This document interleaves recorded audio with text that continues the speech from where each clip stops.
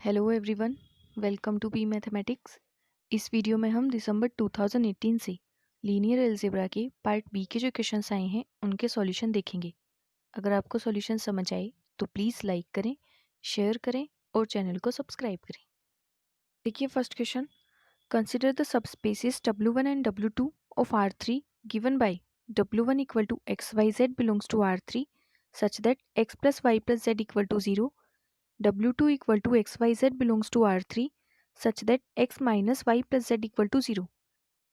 If W is a subspace of R3 such that W intersection W2 equal to span of 0, 1, 1. Second, W intersection W1 is orthogonal to W intersection W2 with respect to the usual inner product of R3. Then, first option में है W equal to span of 0, 1 minus 1 and 0, 1, 1. फिर second में है W equal to span of 1 0 minus 1 and 0 1 minus 1।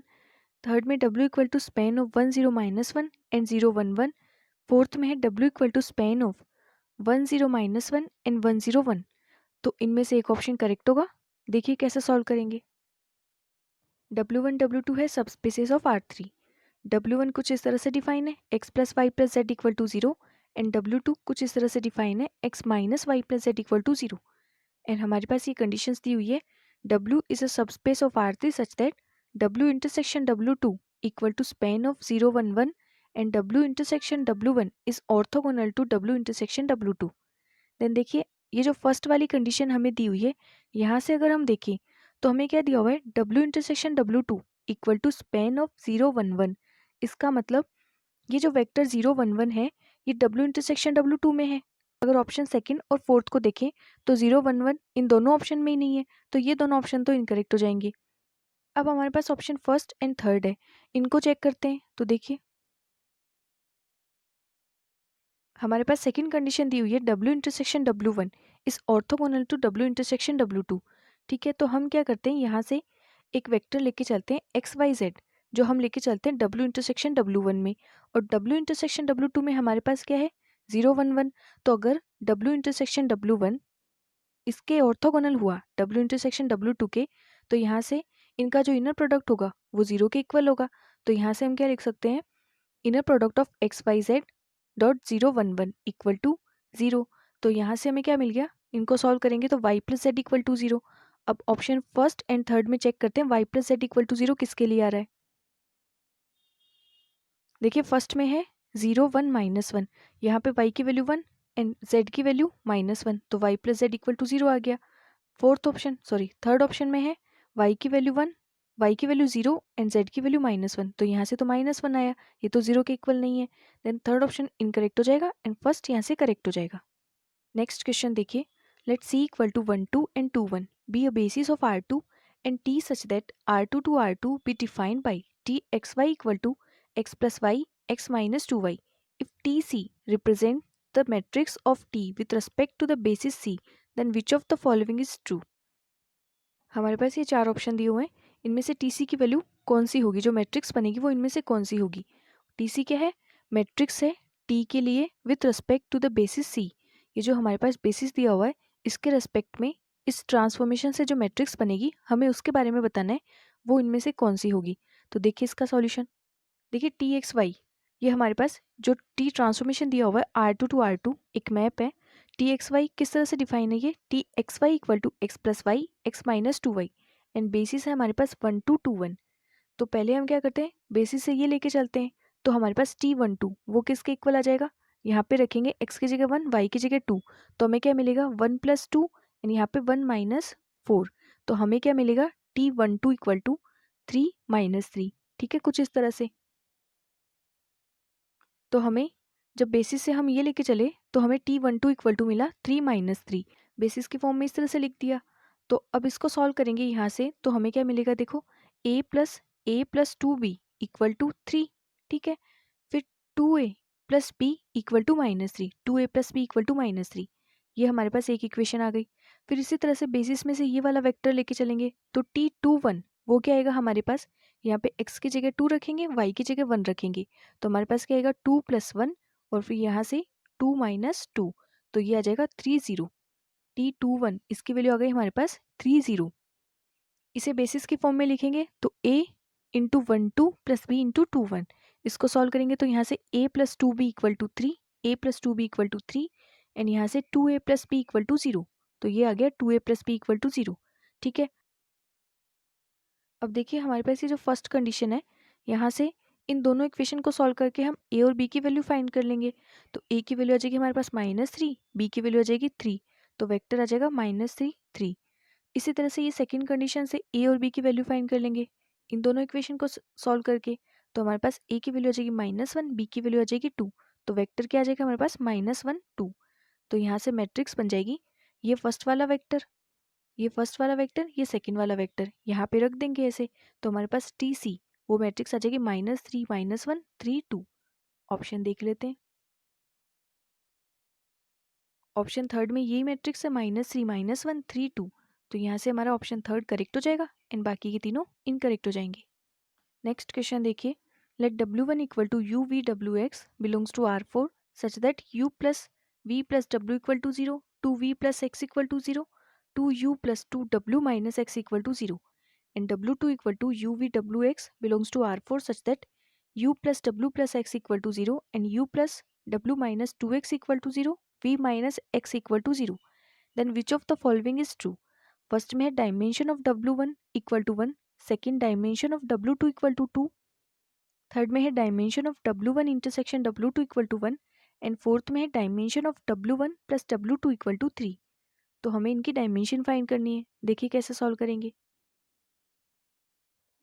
देखिए W1 को अगर हम देखें तो यहाँ से W1 में हमारे पास कंडीशंस है u प्लस वी प्लस डब्ल्यू equal to 0, 2v plus x equal to 0, 2u plus 2w minus x equal to 0। देखिए इन कंडीशंस का यूज़ करते हैं। फर्स्ट हमारे पास है u प्लस वी प्लस डब्ल्यू इक्वल टू 0। तो देखिए यहाँ से हम w को क्या लिख सकते हैं, -u माइनस वी। ठीक है, फिर 2v प्लस एक्स, यहाँ से x को लिख सकते हैं -2v। तो W1 हमारे पास क्या आ जाएगा, u v minus u minus v and -2v। तो देखिए यहाँ से अगर हम W1 में देखें तो u और v ये हमारे पास दो फ्री वेरिएबल है, क्योंकि w जो है वो तो u एंड v पे डिपेंडेंट है एंड x क्या है, v पे डिपेंडेंट है। तो इसका मतलब अगर हमारे पास u और v की वैल्यू है तो हम w फाइंड कर सकते हैं, और हमारे पास हमारे पास v की वैल्यू है तो हम x फाइंड कर सकते हैं। तो W1 जो है उसमें फ्री वेरिएबल कितने हैं, 2 फ्री वेरिएबल है हमारे पास। देन इसकी डायमेंशन क्या हो जाएगी, जितने इसमें फ्री वेरिएबल होते हैं तो डायमेंशन आ जाएगी W1 की 2। तो ऑप्शन देखिए, ऑप्शन फर्स्ट में दिया हुआ है dimension of W1 equal to 1, ये इनकरेक्ट हो जाएगा, डायमेंशन तो 2 है। इसी तरह से डायमेंशन ऑफ W2 वो फाइंड करते हैं। देखिए W2 में कंडीशन है u प्लस डब्ल्यू plus x equal to 0 and u plus डब्ल्यू माइनस 2x इक्वल टू 0। इन दोनों इक्वेशन को सॉल्व करेंगे तो हमारे पास x की वैल्यू तो 0 आ जाएगी, और एक कंडीशन है v minus x equal to 0। तो यहाँ से हमें मिल जाएगा v इक्वल टू एक्स मिल जाएगा, x 0 है तो v भी 0 हो जाएगा। तो हमारे पास में क्या कंडीशन आ गई, u प्लस डब्ल्यू इक्वल टू 0, क्योंकि x तो 0 है तो u प्लस डब्ल्यू इक्वल टू 0। देन यहाँ से जो w है वो किसके इक्वल आ गया, -u के इक्वल आ गया। तो अगर हमारे पास u की वैल्यू है तो हम w की वैल्यू फाइंड कर सकते हैं, या फिर अगर हमारे पास w की वैल्यू है तो हम u की वैल्यू फाइंड कर सकते हैं। तो W2 में फ्री वेरिएबल कितने हुए, सिर्फ एक फ्री वेरिएबल है u, या फिर w की फॉर्म में लिख सकते हो आप। तो W2 के पास में एक फ्री वेरिएबल है तो इसकी डायमेंशन क्या हो जाएगी, 1 हो जाएगी। ऑप्शन देखिए, ऑप्शन सेकंड में दिया हुआ है dimension of W2 equal to 2, ये इनकरेक्ट हो जाएगा क्योंकि डायमेंशन तो 1 है। ऑप्शन थर्ड में है dimension of W1 intersection W2 equal to 1 and fourth में है dimension of W1 plus W2 equal to 3। तो हमें W1 इंटरसेक्शन W2 की डायमेंशन बतानी है एंड W1 प्लस W2 की डायमेंशन बतानी है। देखिए इनको भी, देखिए यहाँ से W1 के लिए अगर हम बेसिस लिखें तो कैसे लिखेंगे, यहाँ पे पहले हम u के लिए लेके चलते हैं। देखिए कोफिशिएंट u का यहाँ पे 1 है तो यहाँ पे 1, फिर इसमें सेकंड में u का कोफिशिएंट 0, यहाँ पे -1, यहाँ पे 0, तो 1 0 -1 0, फिर यहाँ पे v 0, यहाँ पे v 1, फिर यहाँ पे -1, यहाँ पे -2, तो 0 1 -1 -2। तो इसमें देखिए हमारे पास ये बेसिस आ गया W1 के लिए। अब W2 के लिए देखिए, यहाँ से तो एक ही बेसिस आएगा हमारे पास, u के लिए यहाँ पे 1, फिर 0, फिर -1 0, तो 1 0 -1 0। तो दोनों में अगर देखें तो ये बेसिस दोनों में कॉमन है, जो 1 0 माइनस 1 0 है ये W1 में भी है और W2 में भी है, तो ये इंटरसेक्शन में भी होगा। तो इस वजह से जो W1 इंटरसेक्शन W2 की डायमेंशन होगी वो क्या आ जाएगी हमारे पास, 1 आ जाएगी, क्योंकि यहाँ पे ये वाला जो वेक्टर है ये इनमें कॉमन है इसके बेसिस में, तो W1 इंटरसेक्शन W2 में भी होगा। तो इस वजह से dimension of W1 intersection W2 वो हमारे पास 1 आ जाएगी। तो ऑप्शन थर्ड में यही दिया हुआ है, तो थर्ड तो करेक्ट हो जाएगा। फोर्थ में पूछा गया dimension of W1 plus W2, तो इसके लिए फॉर्मूला क्या होता है हमारे पास, dimension of W1 plus dimension of W2 minus dimension of W1 intersection W2। तो W1 की डायमेंशन 2, W2 की 1 एंड इंटरसेक्शन की डायमेंशन 1। तो फॉर्मूले में वैल्यू रखेंगे 2 + 1 - 1, इसको सॉल्व करेंगे तो 2 आ जाएगी। तो ऑप्शन देखिए फोर्थ ऑप्शन में तो दिया हुआ है जो डायमेंशन है W1 प्लस W2 की वो 3 है, बट ये तो 2 आई है, तो 3 तो 2 के इक्वल नहीं है, तो फोर्थ इनकरेक्ट हो गया। देन थर्ड ऑप्शन यहाँ से करेक्ट हो जाएगा एंड बाकी के तीनों इनकरेक्ट हो जाएंगे। नेक्स्ट क्वेश्चन देखिए, late A be an n cross n complex matrix, assume that A is self adjoint and let B denote the inverse of A plus iota in, then all eigenvalue of A minus iota in into B are, first option में है purely imaginary, second modulus 1, third में real and fourth में modulus less than 1। देखिए कैसे solve करेंगे। यहाँ पे हमारे पास जो ए मैट्रिक्स दी हुई है कॉम्प्लेक्स मैट्रिक्स वो कैसी दी हुई है, सेल्फ एडजॉइंट। इसका मतलब है जो इसका कॉन्जुगेट ट्रांसपोज है वो इसके इक्वल होगा, और जो बी मैट्रिक्स है वो कैसी दी हुई है, b equal to a plus iota I N inverse. जो a plus iota I n का इन्वर्स है वो बी के इक्वल है, तो हमें वैल्यू फाइंड करनी है eigen value of a minus iota n into B. B क्या है यहाँ पे, a plus iota I n का इन्वर्स। ठीक है, तो हमें इसकी वैल्यू फाइंड करनी है, इसकी आइगन वैल्यू फाइंड करनी है। ठीक है, तो देखिए अगर हम मैट्रिक्स कंसिडर करें A equal to 0 matrix N cross N की, फर्स्ट और फोर्थ ऑप्शन के लिए, फर्स्ट में दिया हुआ है eigen value purely imaginary and fourth में दिया हुआ है मॉड्यूलस लेस देन 1।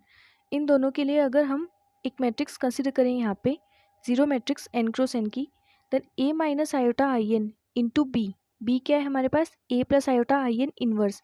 तो A minus iota I N into A plus iota I N inverse वो क्या आ जाएगा, ए तो 0 है तो ये किसके इक्वल आ जाएगा हमारे पास, iota I N into iota I N inverse. अब यहाँ से इसे क्या लिख सकते हैं, आयोटा इनवर्स तो 1 आयोटा, और आइडेंटिटी का इनवर्स तो वापस आइडेंटिटी मैट्रिक्स से आ जाएगी। तो ये हमारे पास सोल्व होकर आ जाएगा माइनस आई के इक्वल। तो हमें क्या मिल गया, A minus iota I N into A plus iota I N inverse equal to minus I. Then इसकी सारी आइगन वैल्यूज क्या होगी, -1 होगी। मतलब जितनी भी, जैसे अगर ये n क्रॉस n की मैट्रिक्स है तो इसकी सारी आइगन वैल्यूज क्या होगी, -1 -1 -1 n टाइम्स। ठीक है, तो यहाँ से हमें क्या मिल गया, eigen value of a minus iota i into b equal to -1 -1। ठीक है, then option first and fourth incorrect हो जाएंगे, क्योंकि फर्स्ट में दिया हुआ है प्योरली इमेजनरी एंड फोर्थ में दिया हुआ है मॉड्यूलस लेस देन 1। तो -1 का तो मॉड्यूलस 1 ही आ जाएगा यहाँ से, तो इसका मतलब फर्स्ट एंड फोर्थ ऑप्शन तो इनकरेक्ट हो जाएंगे। फिर देखिए थर्ड ऑप्शन में दिया हुआ है रियल, इसके लिए हम मैट्रिक्स कंसिडर करते हैं। देखिए अगर हम ए को आइडेंटिटी मैट्रिक्स लेके चलें एन क्रॉस एन की, देन यहाँ से A plus iota into I N वो क्या आ जाएगा, 1 plus iota into I, and A minus iota I N वो किसके इक्वल आ जाएगा, 1 minus iota into I. Then A minus iota I N into B वो किसके इक्वल आ जाएगा, 1 minus iota into I, and B क्या है हमारे पास, A plus iota I N inverse. तो ये आ जाएगा 1 प्लस आयोटा इनवर्स इंटू आई। तो इसको सॉल्व करेंगे तो ये माइनस आयोटा आइडेंटिटी के इक्वल आएगा। तो इसकी सारी आइगन वैल्यूज क्या मिलेगी फिर हमें, माइनस आयोटा। जैसे अगर ये एन क्रॉस एन की मैट्रिक्स होगी तो इसके पास में minus iota eigen value n times repeat होगी। तो यहाँ से ऑप्शन थर्ड भी इनकरेक्ट हो जाएगा, क्योंकि ऑप्शन थर्ड में दिया हुआ है आइगन वैल्यू सारी रियल है। देन काउंटर एग्जाम्पल से ये ऑप्शन भी डिस्कार्ड हो जाएगा। तो देखिए अब फर्स्ट इनकरेक्ट हो गया, third incorrect, fourth incorrect, then इस क्वेश्चन का ऑप्शन सेकेंड करेक्ट हो जाएगा। नेक्स्ट क्वेश्चन देखिए, let B such that R cross R2R be the function BAB equal to AB, then which of the following is true? First में है B is linear transformation, second B is a positive definite bilinear form, third में B is symmetric but not positive definite, and fourth में है B is neither linear nor bilinear। देखिए solution, देखिए अगर हमें linear proof करना है तो हमें ये कंडीशंस प्रूफ करनी होगी, t x plus y equal to t x plus t y and t c x equal to c into t x, या फिर t alpha x plus beta y equal to alpha t x plus beta t y for every alpha beta belongs to f and x y belongs to v. ठीक है, तो पहले हम linear check करते हैं। यहाँ पे अगर हम चेक करें, दिया हुआ है हमें b A b equal to a b, इस तरह से ये मैप डिफाइन है। हमें चेक करना है क्या ये लीनियर है। तो देखिए बी ए बी प्लस सी डी, जैसे उसमें था ना टी एक्स प्लस वाई, तो इसी तरह से T A B plus C D वो किसके इक्वल आना चाहिए, बी ए B plus B C D. पर ये इसके इक्वल नहीं आएगा, क्योंकि देखिए बी ए बी प्लस सी डी इसे हम क्या लिख सकते हैं, A plus B into B plus D यहाँ से, और इसे क्या लिख सकते हैं, A B plus C D. तो ये दोनों तो इक्वल होंगे नहीं, तो इस वजह से B is not linear transformation. Then first option तो इनकरेक्ट हो जाएगा, क्योंकि इसमें तो दिया हुआ लीनियर है ये,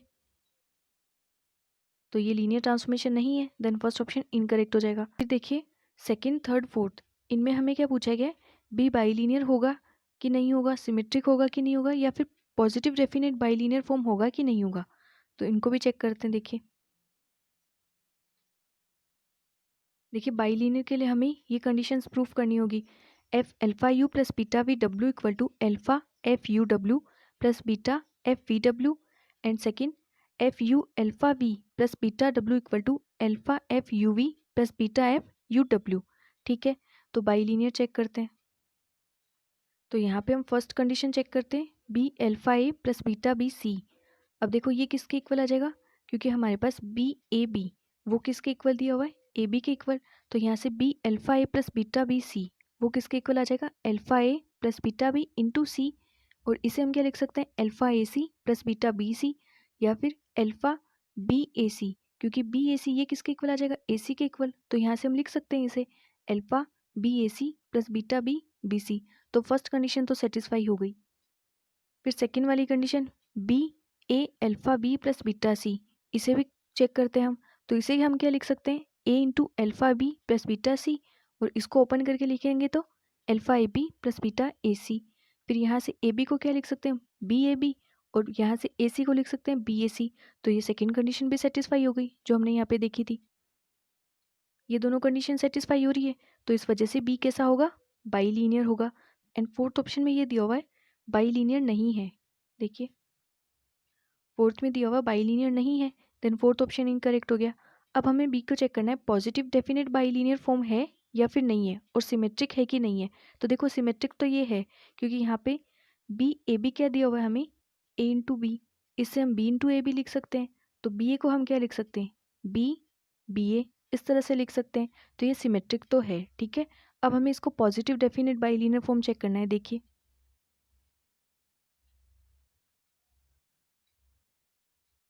बस एक स्टेटमेंट होता है, कोई भी symmetric bilinear form positive definite होती है if F alpha alpha greater than zero. अगर कोई बाईलीनियर फॉर्म एफ है वो पॉजिटिव डेफिनेट कब होगी, if F alpha alpha greater than zero for every alpha non zero. तो यहाँ से अगर हमें बी को चेक करना है तो बी ए वो क्या आना चाहिए, हमारे पास ग्रेटर देन जीरो आना चाहिए। तो देखिए हम बी, हमारे पास बी ए बी डिफाइन है ए इंटू बी, तो यहाँ से जब बी की जगह ए रखेंगे तो हमें क्या मिलेगा, ए स्क्वायर मिलेगा, और ये ग्रेटर देन जीरो होगा ऑलवेज। अगर किसी नॉन जीरो ए के लिए हम देखें तो ये ऑलवेज ग्रेटर देन जीरो होगा, क्योंकि स्क्वायर में है। तो अगर माइनस वैल्यू भी आएगी तो वो भी स्क्वायर हो जाएगी, पॉजिटिव हो जाएगी। तो हमें क्या मिलेगा, for every A not equal to zero B A equal to A square which is greater than zero. और बी कैसी है, सिमेट्रिक बाईलीनियर फॉर्म भी है, क्योंकि बी बाईलीनियर है प्लस सिमेट्रिक है, तो हमें बी कैसी मिल रही है, सिमेट्रिक बाईलीनियर फॉर्म मिल रही है।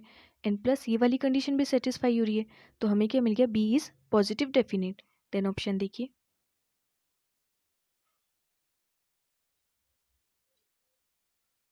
ऑप्शन सेकंड में दिया हुआ है B is positive definite bilinear form, तो ऑप्शन सेकंड करेक्ट हो जाएगा एंड बाकी के तीनों इनकरेक्ट हो जाएंगे।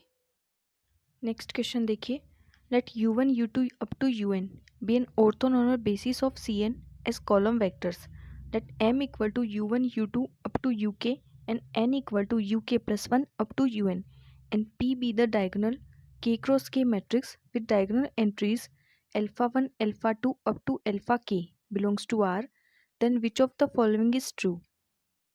फर्स्ट ऑप्शन में है rank of m p m star equal to k whenever alpha I not equal to alpha j 1 less than equal to I, j less than equal to k. Second, trace of MP m star equal to sum of alpha I third में है ring of M star N equal to minimum of K N minus K, and fourth में है ring of M M star plus N N star is less than N. देखिए इसका solution. देखिए हमारे पास u1 u2 up to un ये orthonormal basis दिए हुए हैं एज कॉलम वेक्टर्स। तो अगर ये ऑर्थोनॉर्मल बेसिस है तो इनसे जो मैट्रिक्स बनेगी वो भी ऑर्थोनॉर्मल होगी, और अगर इनसे बनने वाली मैट्रिक्स ऑर्थोनॉर्मल है तो उसमें जो रोज हैं एंड जो कॉलम्स है वो भी कैसे होंगे, ऑर्थोनॉर्मल होंगे। तो देखिए अगर rows of A form an orthonormal set and columns of A form an orthonormal set then matrix कैसी होती है, यूनिटरी मैट्रिक्स।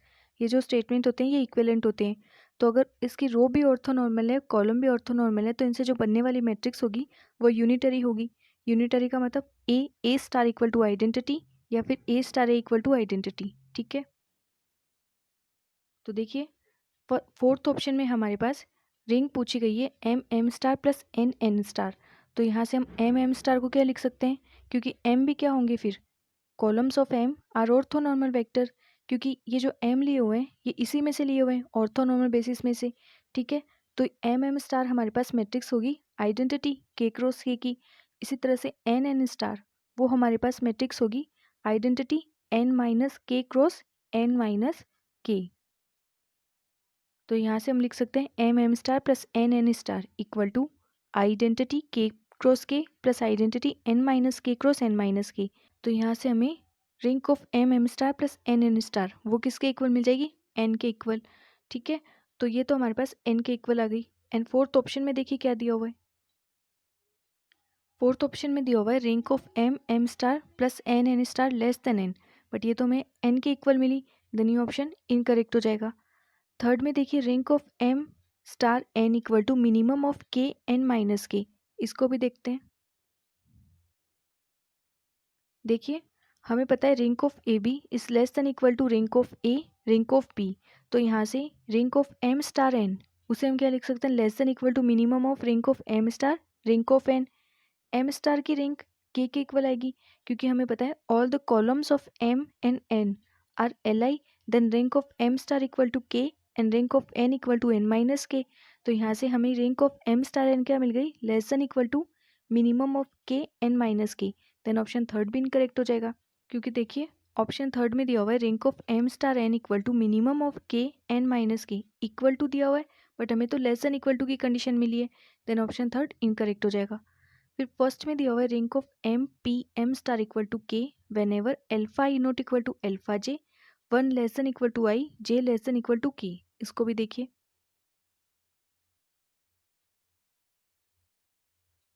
देखिए पी मैट्रिक्स कैसी है हमारे पास, हमें दिया हुआ है पी मैट्रिक्स है diagonal matrix with diagonal entries alpha one alpha two up to alpha K belongs to R. तो देखिए अगर पी डायगोनल मैट्रिक्स है then M P equal to P M मिलेगा हमें। देन एम पी एम स्टार इसे क्या लिखेंगे, एम पी की जगह रख देंगे पी एम, तो पी एम एम स्टार और एम एम स्टार ये आइडेंटिटी के इक्वल है। तो यहाँ से क्या मिल जाएगा पी आई, और पी आई क्या हो जाएगा, पी के इक्वल आ जाएगा। देन यहाँ से अगर rank of M P M star की बात करें तो rank of M P M star किसके इक्वल आ जाएगा, रैंक ऑफ पी के इक्वल। और रैंक ऑफ पी देखो के भी हो सकती है बट लेस देन के भी हो सकती है for any alpha E equal to zero. अगर इनमें से कोई भी एक एल्फा ई जीरो के इक्वल हो गया देन एक पूरी रो हमारे पास जीरो आ जाएगी। Then rank less than K भी हो सकती है for any alpha E equal to zero. तो ऑप्शन देखिए इसमें यही दिया हुआ है rank of M P M star equal to K, but for any alpha E equal to zero rank less than K भी हो सकती है। देन ये ऑप्शन भी इनकरेक्ट हो गया।